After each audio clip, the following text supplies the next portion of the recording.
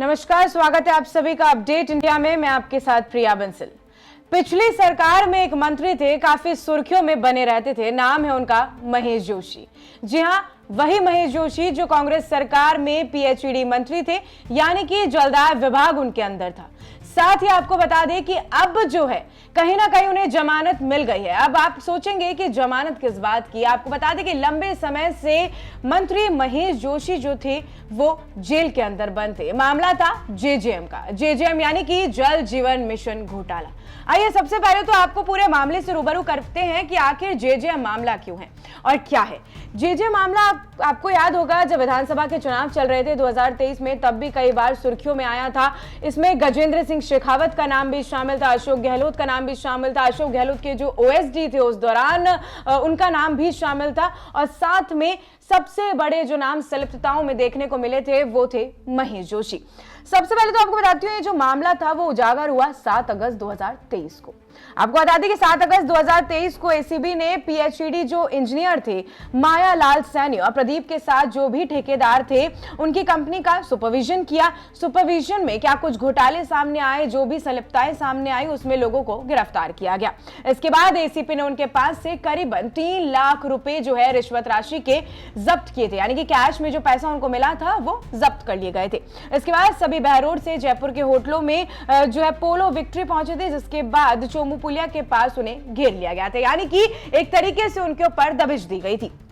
इसके साथ आपको बता दें कि कार में बैठे जो बहरोड एएन राकेश चौहान थे, उन्होंने एक बड़ी भूमिका निभाई थी। हालांकि ये पूरा जो मामला था उनके सामने जब उजागर हुआ तो उनको भी गिरफ्तार कर लिया गया और ये लंबा मामला अब तक चलता हुआ नजर आ रहा है।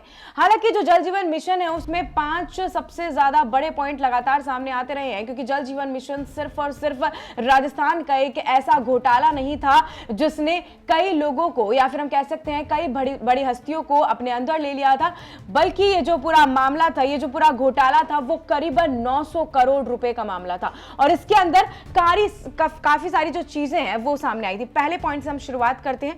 पहली बात तो आपको बताते हैं कि जल जीवन जो मिशन था, इसमें ग्रामीणों के लिए जल जो है मुहैया करवाने के लिए, जल उपलब्ध कराने के लिए ये पेयजल की जो पूरी स्कीम थी वो लेकर आई थी सरकार।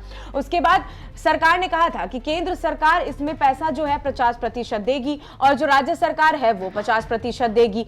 लेकिन आपको बता दें कि इसमें एक और चीज सामने आई कि इसके तहत जो डीआई डॉक्टर और जो आयरन पाइपलाइन डलनी थी वो डली ही नहीं, और इसकी जगह एचडीपीई की जो पाइपलाइंस थी, यानी कि जो 2 कंपनीज हैं, इसमें अलग अलग वैरायटी की अलग अलग पाइपलाइंस डलती थी, लेकिन वो डली ही नहीं। इसके बाद दूसरी बात आपको बताते हैं कि पाइपलाइन डली नहीं, इसके बावजूद जो पैसा है वो ले लिया गया, यानी कि ठेकेदारों के पास तो पैसा पहुंच गया, लेकिन पाइपलाइन जो डलनी थी पेयजल के लिए वो डली ही नहीं। तो बीच में जो पैसा खाया गया वो साफ था, घोटाला हुआ।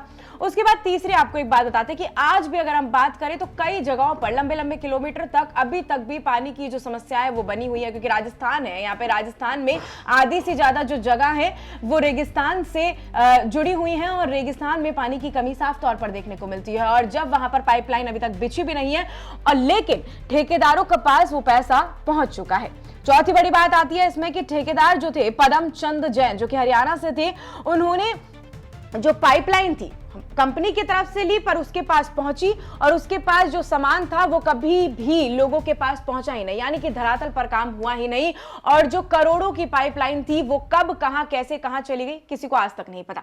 5वां सबसे बड़ी बात थी कि जो टेंडर लिया गया उस टेंडर में इतनी सारी संलिप्तताएं, इतनी सारी मिस्टेक्स और इतनी सारी गतिविधियां पाई गई जिसने कई गंभीर सवाल खड़े कर दिए। अब आपको बता दें कि जो महेश जोशी हैं उनका नाम लगातार जो है सुर्खियों में बना रहा, क्योंकि जल जीवन मिशन का जो 900 करोड़ का पूरा घोटाला था उसमें काफी बड़ी संलिप्तताएं जो हैं देखने को मिली थी।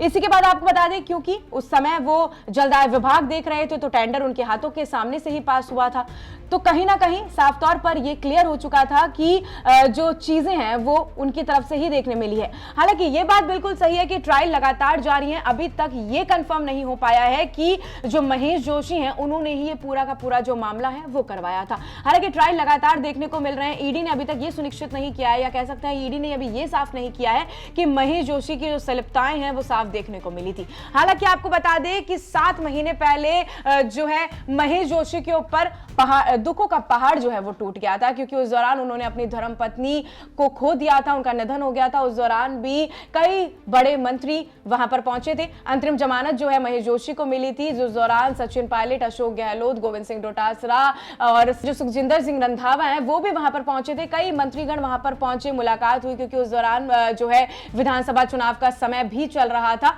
तो इतनी सारी चीजें होने के बावजूद एक बार फिर से जो महेश जोशी हैं उनको वापस से जेल भेज दिया जाता है। अब हालांकि आज का दिन उनके लिए बेहद खास है और काफी ज्यादा जो है कह सकते हैं हम कुछ पॉजिटिव वाइब उनके लिए लेकर आया है, क्योंकि उनको आज जमानत दे दी गई है। हालांकि ये भी साफ है कि आने वाले वक्त में जेजेएम घोटाले पर क्या कुछ फैसला होता है वो देखने वाली बात होगी, और क्या संलिप्तताएं जो है महेश जोशी की पाई जाती हैं ये भी साफ होगा। आपको लगातार मामले पर अपडेट देते रहेंगे। मैं आपके साथ प्रिया बंसल। नमस्कार।